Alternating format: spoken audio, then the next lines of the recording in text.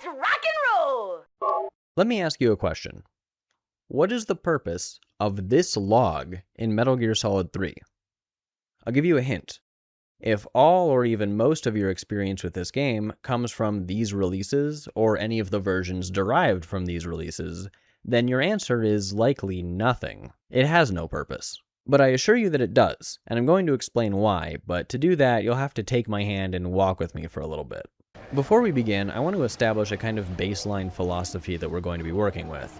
You may or may not have heard the phrase, the purpose of a system is what it does. This just means that, regardless of whatever your intentions were when creating something, what matters most is what actually happens when it's running. So for example, if you tried to build like a lawnmower, but you did it bad and it just explodes, you didn't build a lawnmower, you built a bomb. I'm going to adapt this phrase for video games a little bit, and say that the purpose of a mechanic is not in what it lets you do, but in what it makes you do. For a case study, let's look at Max Payne, one of my favorite games ever to be sure. In the first Max Payne, you have two functions that you can use with bullet time. You can perform a shoot dodge, which uses a fixed amount of the bullet time meter and allows you to leap through the air. Alternatively, you can choose to simply activate bullet time and retain full control of Max, though the meter will constantly tick down while in slow motion. The thing about the shoot dodge is that it's a more efficient cost for time, but you're locked into a single motion vector for the entire duration. You cannot reload, and Max is defenseless when he's getting up off the ground. During regular bullet time, you can still perform all of your actions, but every second you're not shooting is one where you're losing meter for nothing, including reloading.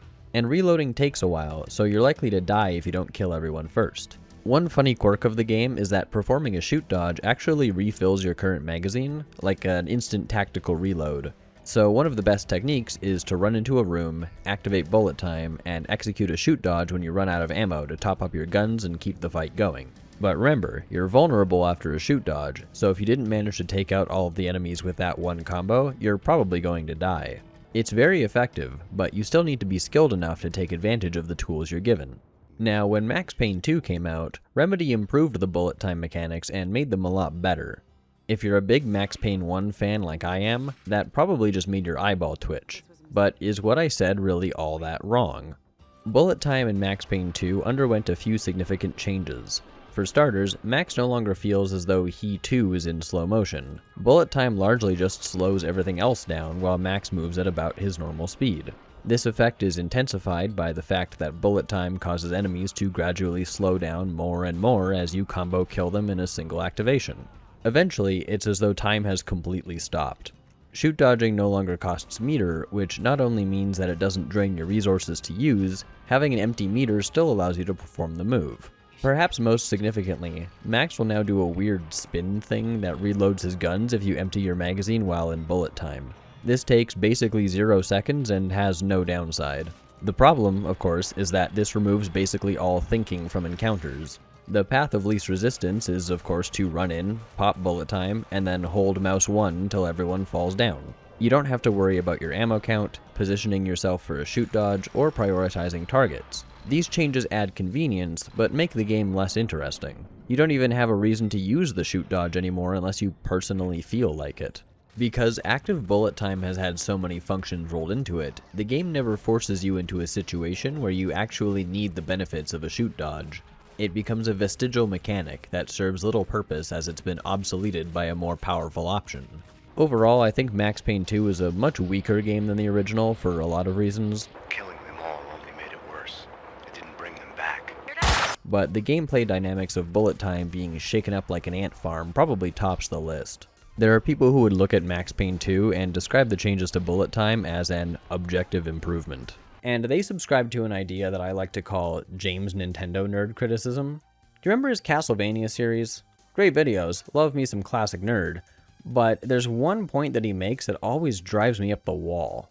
He argues that Castlevania 4 solved the problem of the series' stiff controls by allowing you not to just whip in front of you, but to whip in all 8 directions. He also laments the fact that later Castlevanias didn't carry this forward, instead opting to only allow you to attack directly in front of you.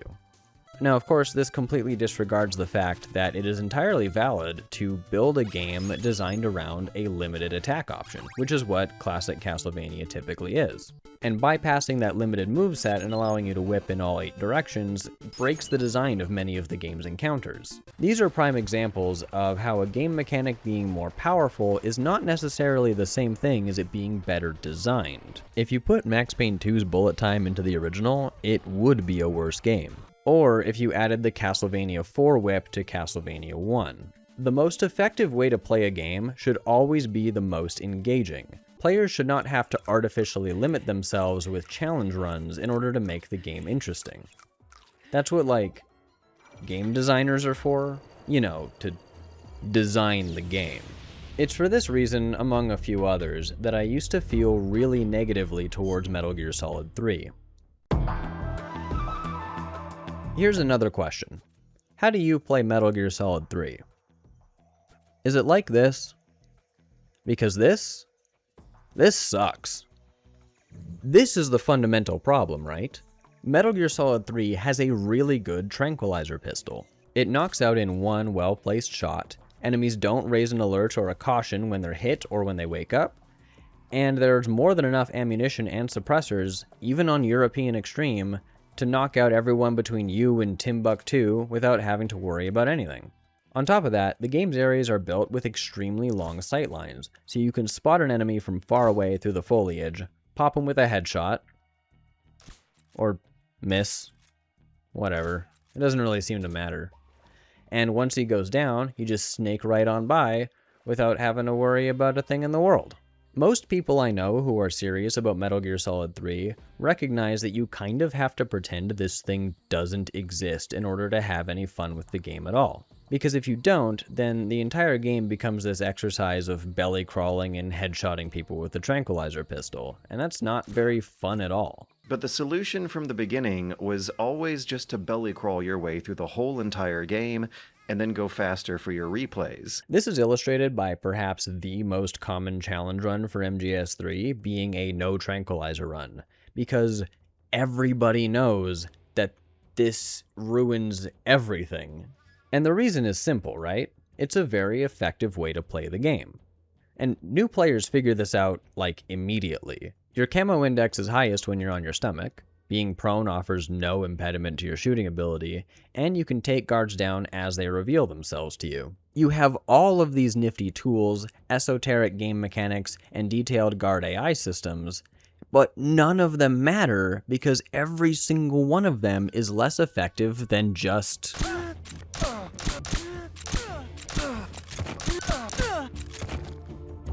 This even facilitates high-level play. You'd think that crawling through the whole game would take a long time, but in this run, where I used this really lame playstyle and even got a bunch of game overs, which cost even more time, I wasn't even close to going over the limit for the Foxhound rank, which is an insanely generous 5 hours. There just isn't really a reason for players to graduate out of this tactic. Thing is, I've beaten Metal Gear Solid 3 a whole lot of times. A whole lot of times. In fact, I've beaten the first 3 Metal Gear Solid games more times than I can count.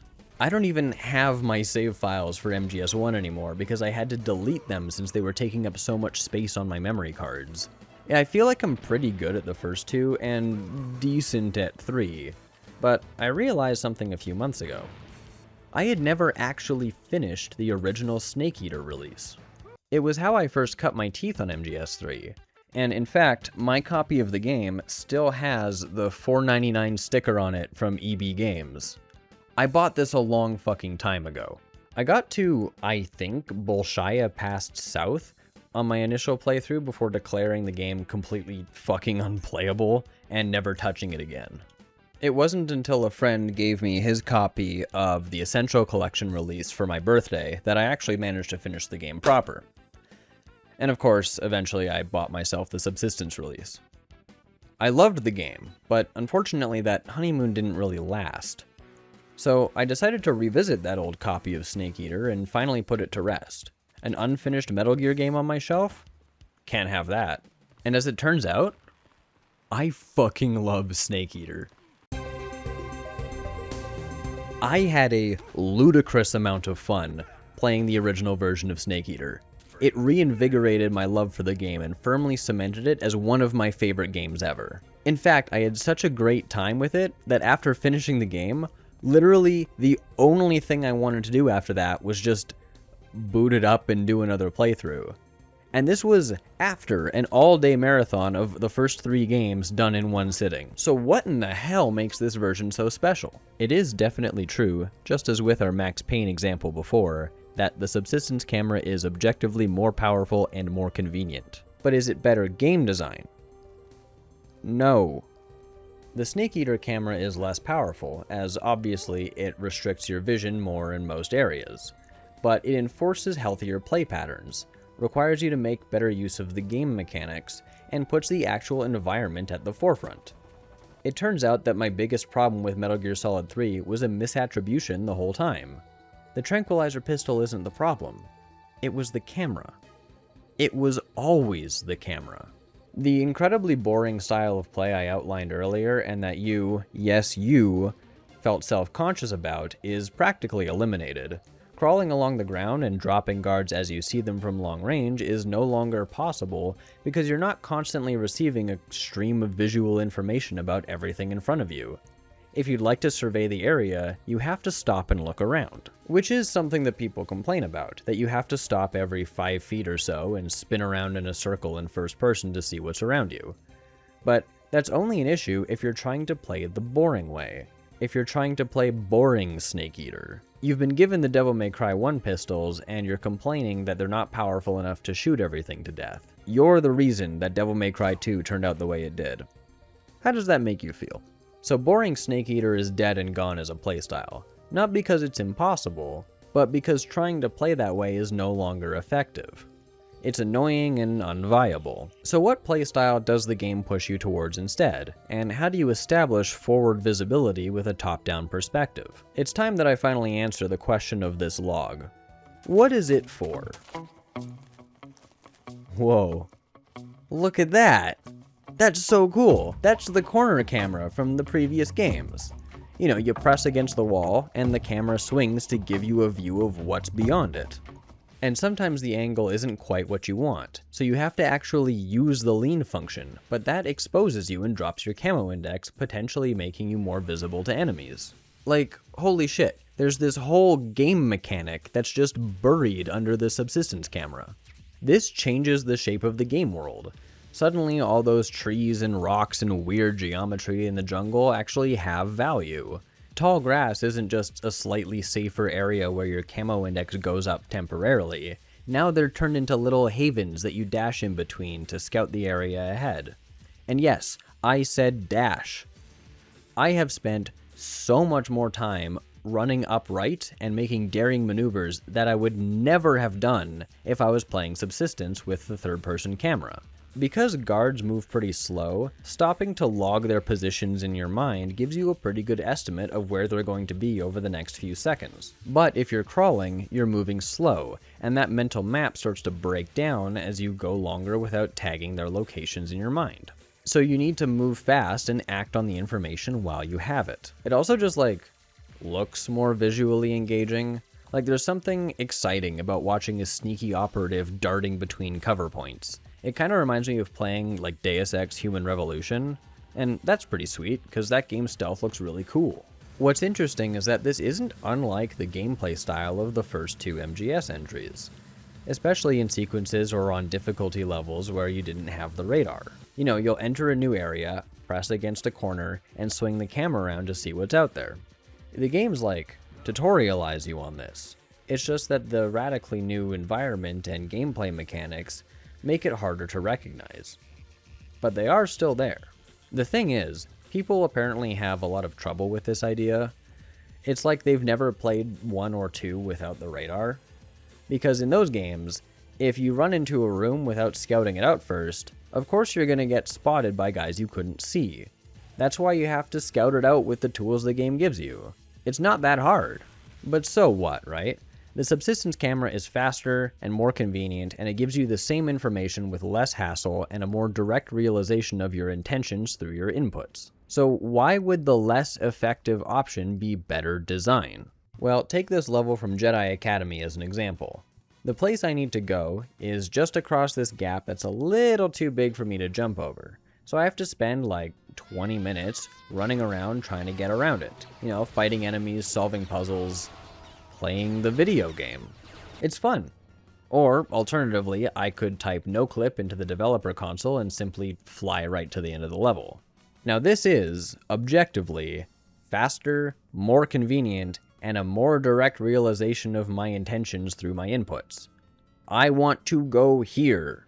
But it also completely invalidates all of the game design in the level. What is the point of all these platforms and enemies and puzzles if I can just type in one word into a text field and bypass the whole thing? Well, if we treat these two styles of play as equally valid, then there isn't any. You know, this gap is just as useful to the player as this log. It'd be like watching hockey and asking why the players don't just pick the puck up off of the ice and then like dive bomb into the net to score a goal. You know, that's a more effective way of getting the puck into the net than having to fight with it with the little stick. You know, the skills being tested are completely different. Why would you bother learning how to handle the puck with the stick when you can just pick it up and clutch it to your chest? The subsistence camera, likewise, renders almost all of the environmental geometry obsolete. There is no reason to press against this log to swing your camera to view the enemy's patrol route and facing, because you already know where he is. And since you've already spotted the guy, you've already got a headshot with a Mark 22 lined up with the camera. The problem solves itself. This log may as well not be here. Same with the rest of the trees and rocks and dirt mounds, because manipulating the camera is what they're there for.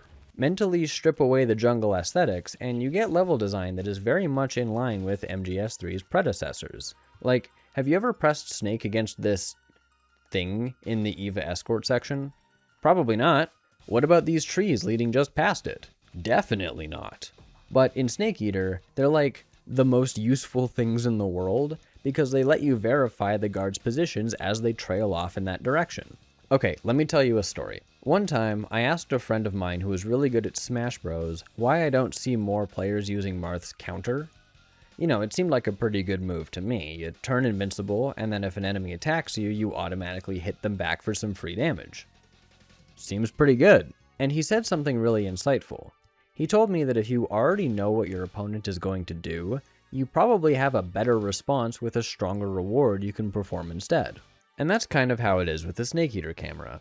Sure, after pressing myself against this truck, I can lie down and finagle myself around the corner and fumble with the analog stick to line up a headshot, but by the time that I see the guard, I've probably got a more viable solution ready to go anyway, like attracting him to my position with a low camo index so I can run up behind him and CQC slam him. Now his body is hidden, nobody saw him go down, and most importantly, I've had a lot more fun!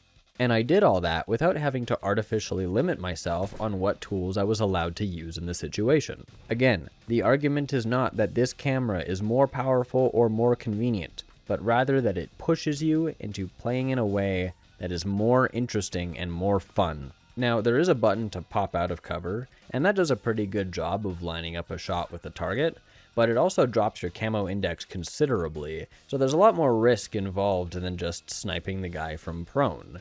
You know, it's a choice with benefits and drawbacks. It brings the Mark 22 to the place it should have been from the start. An emergency tool in a pinch, or a way to dispatch a troublesome guard that you can't quite figure out how to sneak past without it. You know, rather than what it is with a subsistence camera, which is the primary means for dispatching enemies. In fact, during all of my recent Snake Eater playthroughs, I was never even once tempted to pull out the tranquilizer pistol, and often simply forgot it was there, because every other option was better and more interesting.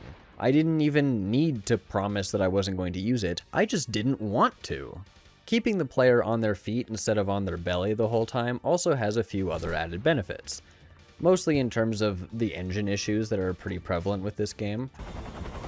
No, what the fuck? What the fuck? That's a tricky bridge. Holy shit, it's so slippery. They put oil all over it because they knew he would not be able to fucking. If you're the kind of person who crawls a lot in this game, you'll often hit bits of terrain that cause Snake to kind of freak out and stand up.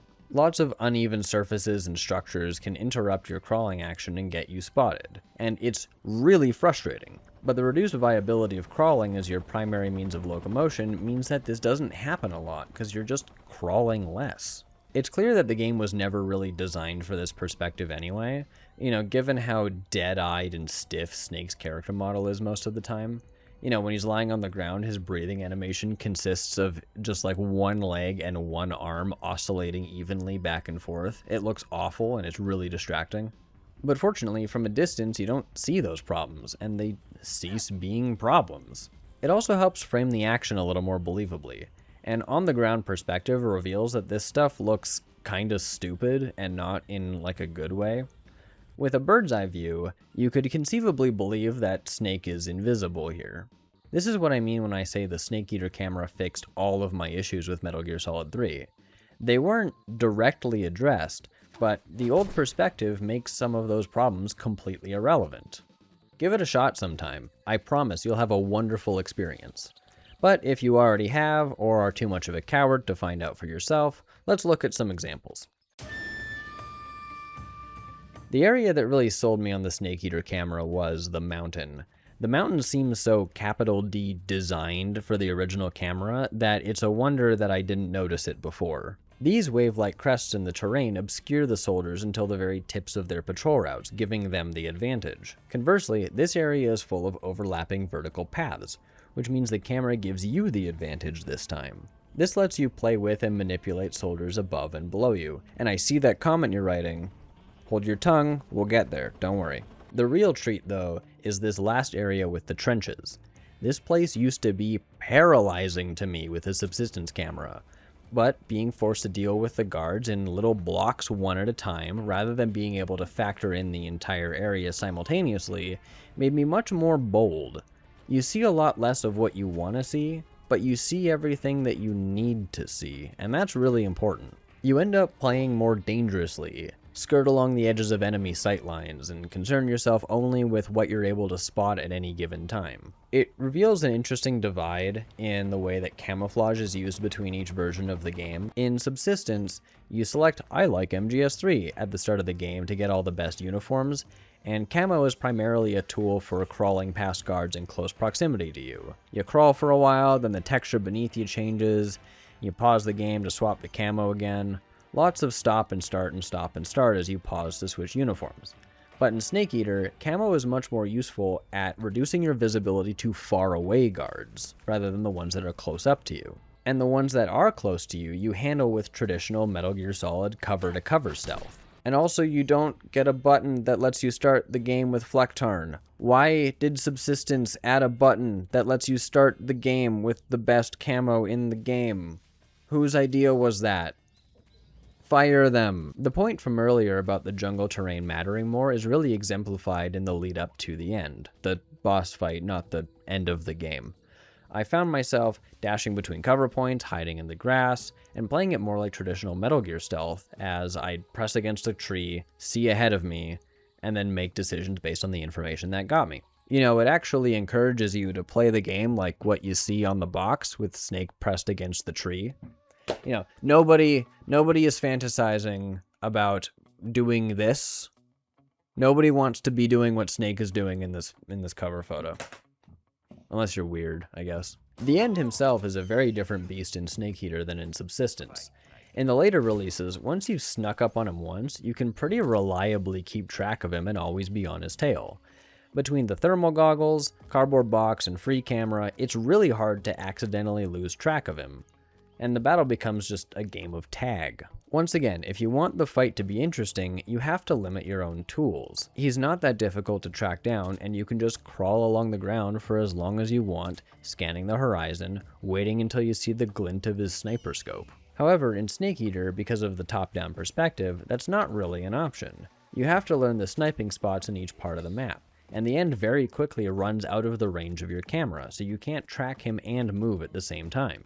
As a result, items like the thermal goggles no longer feel like they're ruining the game, and instead become just another tool that is useful, albeit still very powerful, that feels legitimate to use. I've always loved the warehouse, but the Snake Eater camera turns it into something special.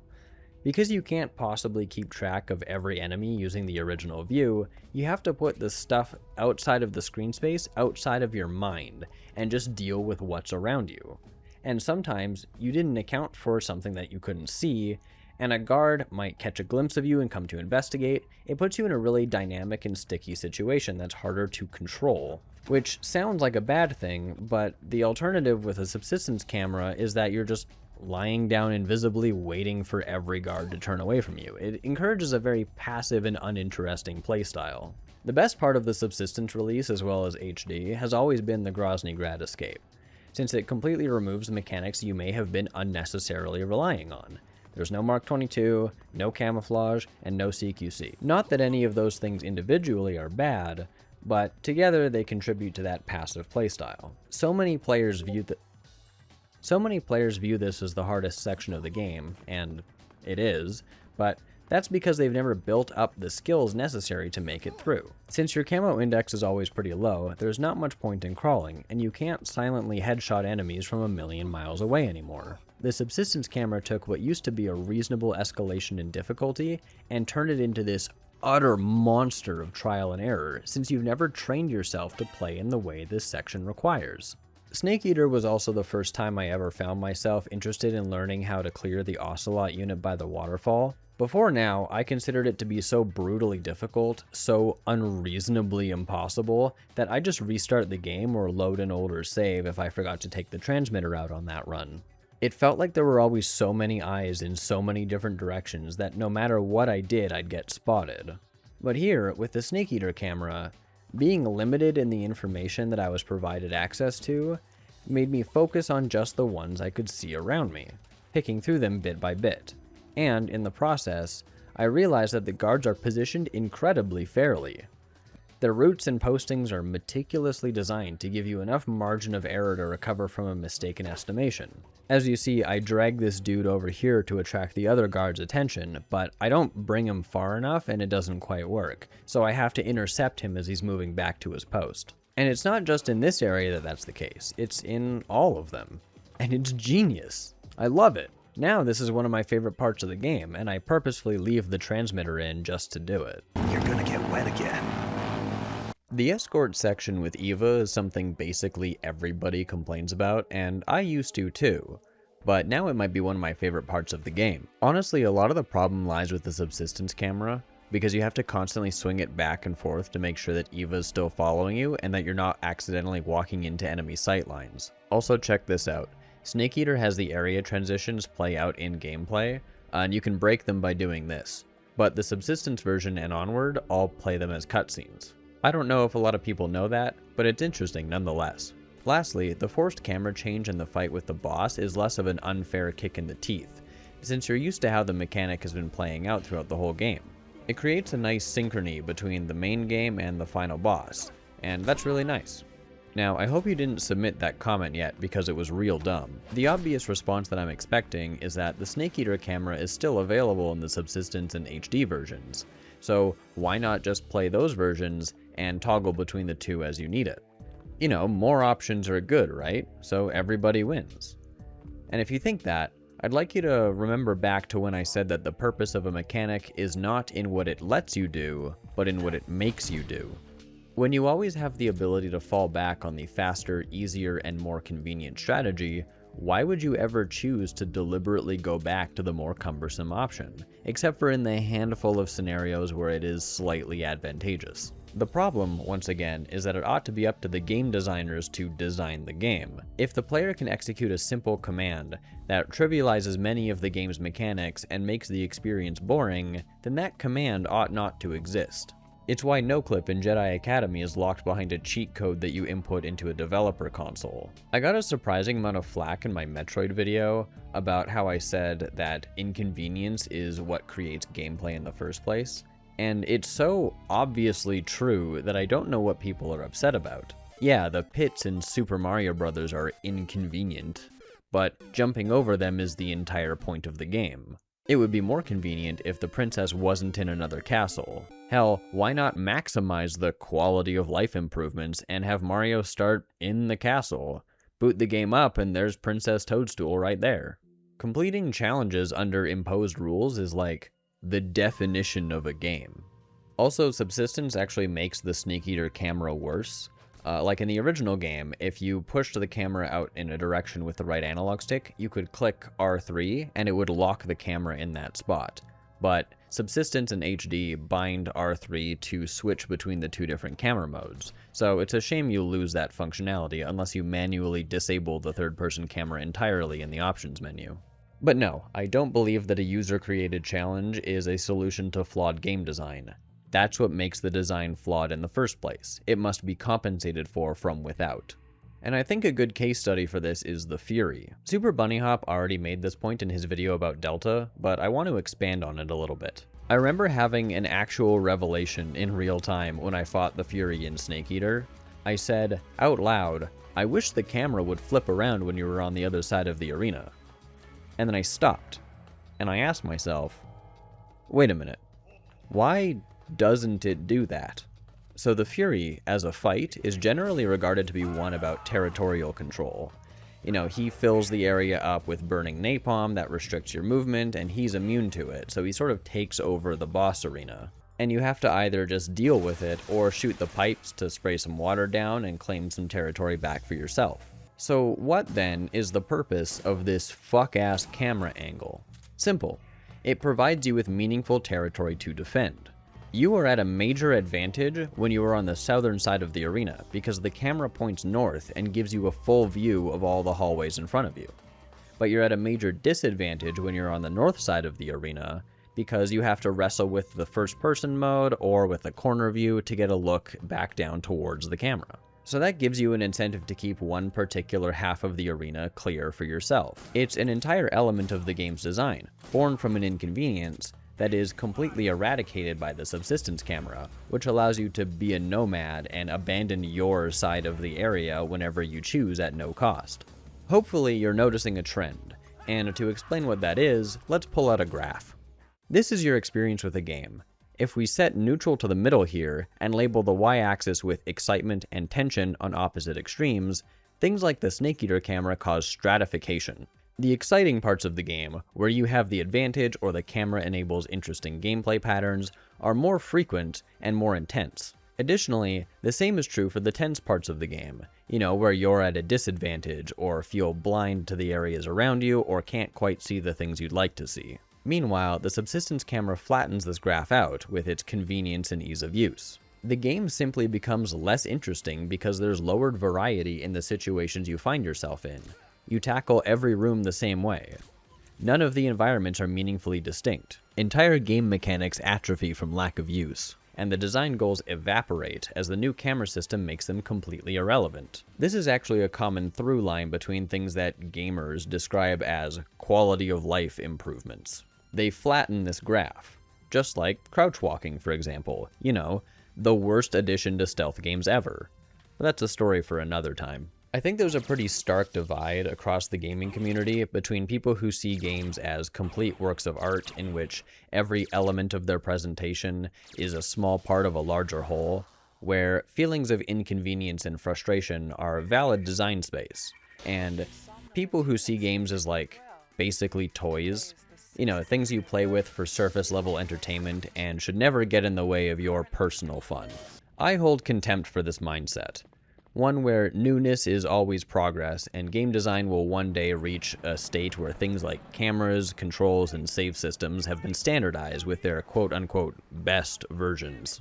You know, Mario Kart solved how cars should drive in video games. You push the direction you want to go, and the car goes in that direction without a fuss. So things like Gran Turismo should drop things like traction and downforce and get with the times.